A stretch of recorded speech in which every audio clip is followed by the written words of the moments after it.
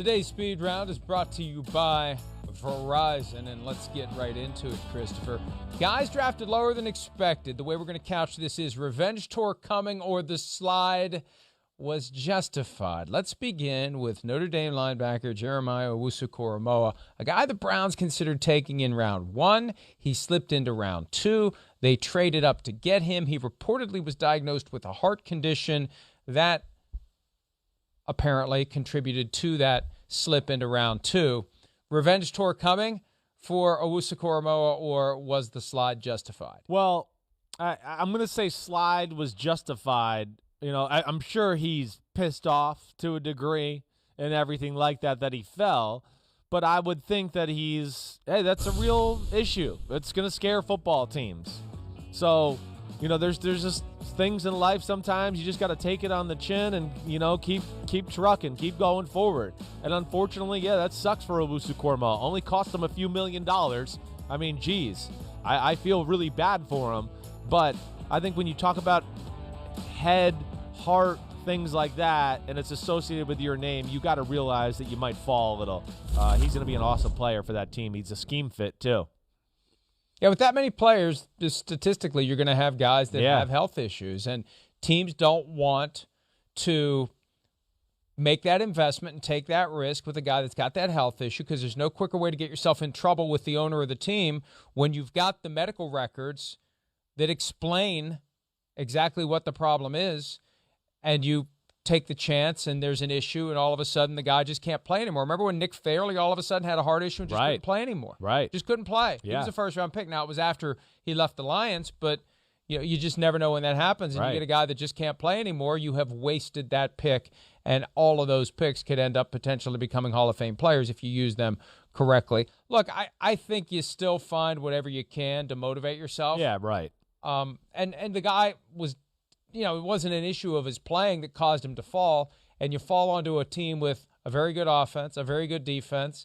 You're in a position where you can rack up a lot of tackles. We talked about Defensive Rookie of the Year yesterday. He's a guy that you'd have to think about as a possibility just because, you know, he's going to be a presence on that defense, and he's going to have the opportunity with Jadeveon Clowney and Myles Garrett in front of him to get to the football and have some favorable matchups and make some tackles and get some sacks and be a guy who's noticed. Yeah, no, I mean, yes. I'm interested to see what they do with him. I really am.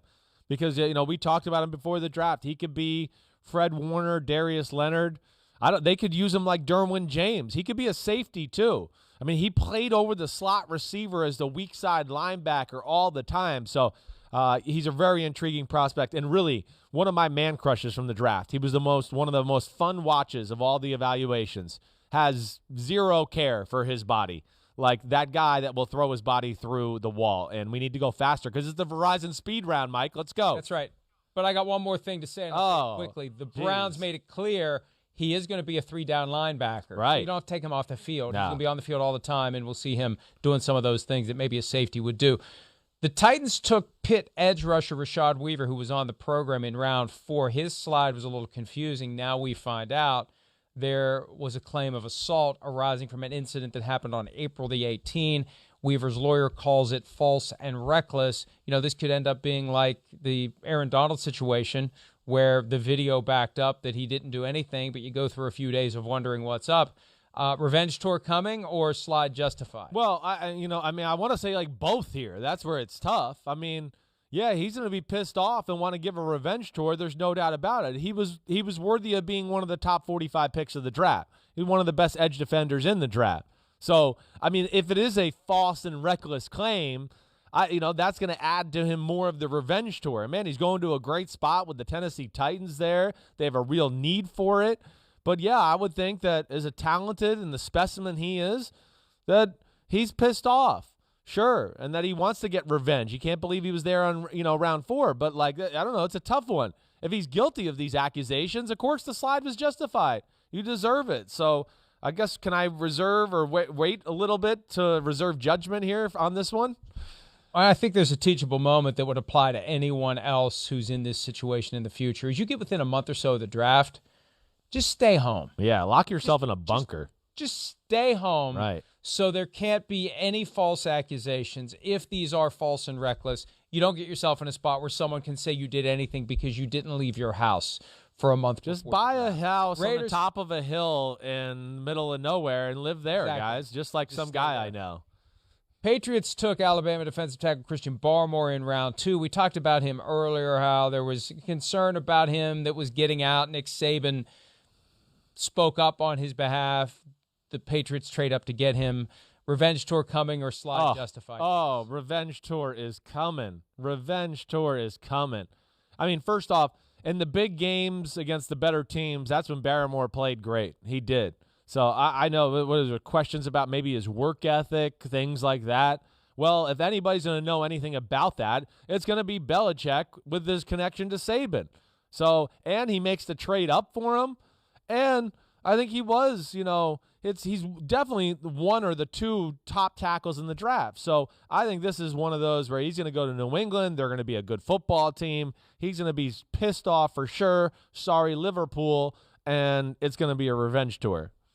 Well, and Saban would not come out and defend the guy publicly and put his own credibility on the line if it wasn't true.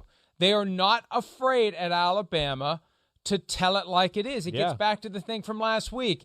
But. Right. And what did he ultimately say? But the strength coach wouldn't piss on him if he was on fire. We played that clip. I guess I can say it if we played Saban saying it, so I said it. He would say that. Now, he wouldn't say it publicly, but privately he'd make it known that this is a guy that didn't work hard enough. The strength coach didn't like him. I didn't like him. Unfulfilled potential. Can't get motivated. Not a guy you can trust. He'd have told Bill Belichick all that. Yeah. The fact that Belichick moved up and got him tells me that he told Bill Belichick some pretty good things about Christian Barmore. Raiders took TCU safety Trevon Moehrig in round 2. Third safety drafted. Some had him going in round 1.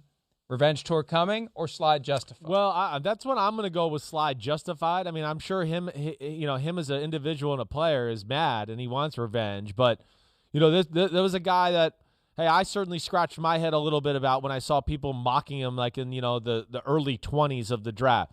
There's a lot of coverage skills there, but I think the tackling skills lack. That's the thing that I think probably ultimately hurt him and why he didn't go as high as Holland and Grant from Central Florida, because there's a physicality element they brought to the football field that I think Moehrig was kind of missing in his game and needs to work on a little bit.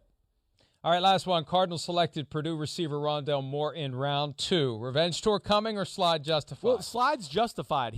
Mike, I mean, this guy, if you went from just the pure explosive element and his freshman year film, he's a top 20 pick in the draft. I mean, he can fly, but he hasn't been healthy in 2 years. So the slide was justified. It certainly was. But, man, that was a big-time potential pick in the second round, to where you just go, that if he's healthy and the guy that we saw a few years ago, watch out with him paired up with DeAndre Hopkins, Kyler Murray, and the rest of those receivers they got there in Arizona.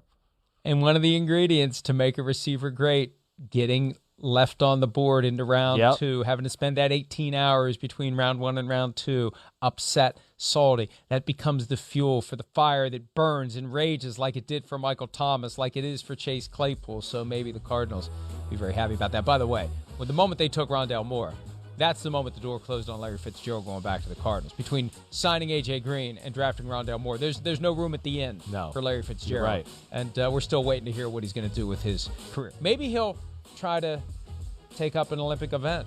We say that because DK Metcalf is going to try to run the 100. Inspired by that, we're going to have a draft of guys we would peg for an Olympic event. We'll do that when PFT Live continues right after this. Pro Football Talk is brought to you by Verizon, built right for business.